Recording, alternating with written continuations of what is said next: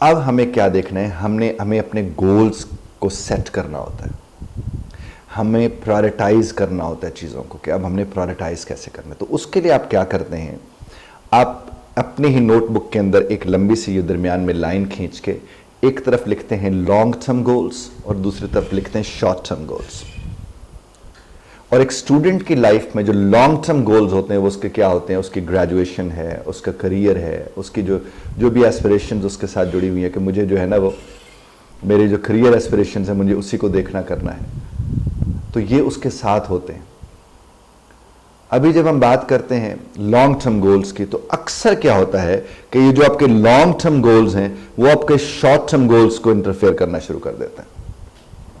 यानी मिसाल के तौर पर आपने एक काम जो 1 बरस के अंदर जाकर करना है, उस वाले काम को आप इतना सोचना शुरू कर देते हैं कि वो जो डेली का काम है वो मुतासर होना शुरू हो जाता है। और अक्सर हम लॉन्ग टर्म गोल्स वाला जो सफर है वो खराब करना शुरू कर देते हैं। किसकी बुनियाद पर? अपने शॉर्ट टर्म गोल्स को ना उस तरह से देखकर। अब देखिए मिसाल के तौर पर आपके इल्म में है कि आपने 500 किलोमीटर का सफर तय करना है, तो आपका ये लॉन्ग टर्म गोल है।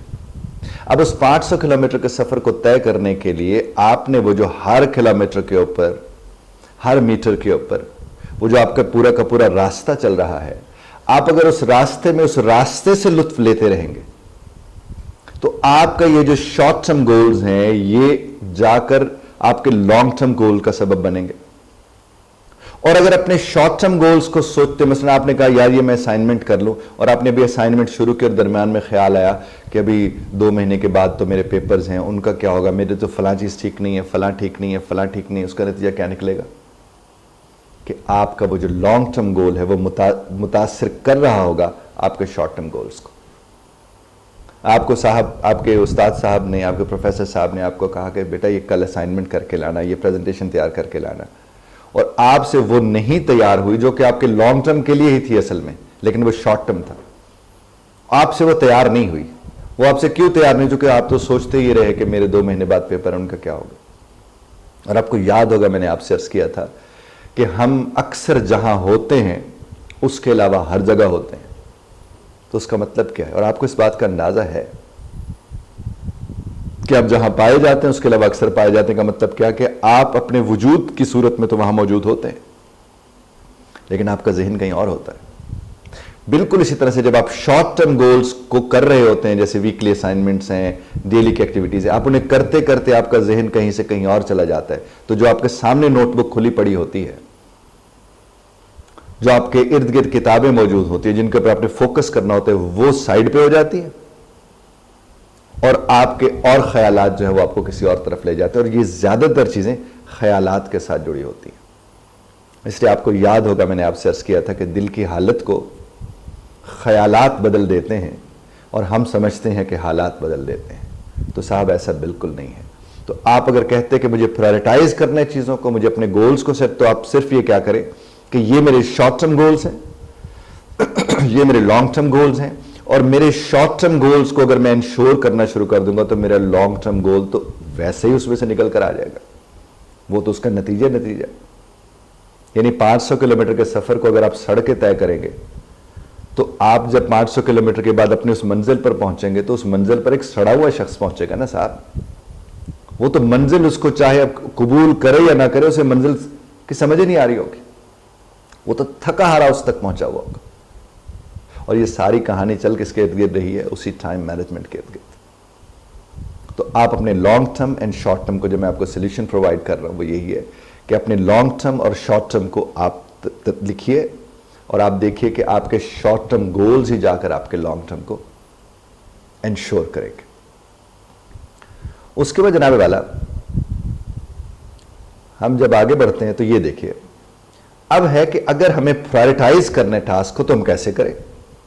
तो उसका एक जबरदस्त फॉर्मूला मौजूद है, और वो फॉर्मूला क्या है? वो कहते हैं कि आप अपने सफ़े के ऊपर बॉक्सेस बना लें इस चीज़ के कि अर्जेंट और इंपॉर्टेंट। वैसे ही ज़रा सुन के देखें तो आपको अंदाज़ा हो जाएगा। ये बड़ा मशहूर फॉर्मूला है कि जो अर्जेंट होता है वो इंपॉर्टेंट भी होता है। जो क्या होता है? जो अर्जेंट होता है वो क्या होता है, इंपॉर्टेंट भी होता है, और जो इंपॉर्टेंट होता है वो जरूरी नहीं कि अर्जेंट हो। अब मिसाल के तौर पर आप घर में बैठे हैं, आप काम वाम कोई कर रहे हैं, बहुत इंपॉर्टेंट काम कर रहे थे, और अचानक आपके घर में बिजली चली गई और आपको किसी ने आवाज देकर कहा कि अब जनरेटर ऑन होने वाला है, तो तुम ये जो फ्रिज है या जो इस तरह की अप्लायंसेज हैं इनको जरा ऑफ कर देना। और आप कहें मैं तो बड़ा इंपॉर्टेंट काम कर रहा था, मैं क्यों जाऊं, और उधर से जनरेटर चला और उधर से वो आपका फ्रिज खुदा ना खास्ता उड़ गया। तो आपने उस वक्त क्या किया था, आपने अर्जेंट को नहीं उस तरह से समझा था।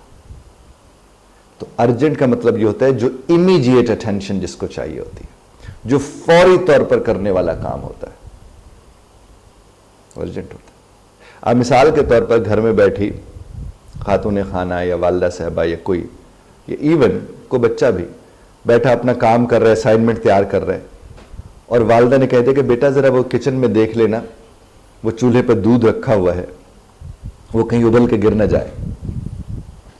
तो अगर आपको हल्का सा भी लगा कि वो इस कैफियत में पहुंचा हुआ है, तो आप दौड़ के पहले उसे बंद करेंगे, या आप कहेंगे नहीं मैं तो बड़ी इंपॉर्टेंट असाइनमेंट कर रहा था। कुछ लोग क्या करते हैं, जो परसों वाला पेपर है उसकी टेंशन में कल वाला पेपर छोड़ बैठते हैं। तो आपको अर्जेंट और इंपॉर्टेंट को समझना है। उसके बाद कुछ चीजें होती हैं जो उसके मैं अर्ज कर चुका, दूसरे नंबर पर आपके लिखा है कि important but not urgent task. Important तो होते हैं लेकिन अर्जेंट नहीं, इन्होंने आप दोपहर को, शाम को, कल पे टाला जा सकता है। तो आप जो अर्जेंट और इंपॉर्टेंट वाली बातों को सिर्फ समझ के अपनी लिस्ट बनाए तो आपको अंदाजा हो जाएगा, और ये फिर प्रायोरिटाइज करना, और प्रायोरिटाइज करना इसी को ही कहते हैं।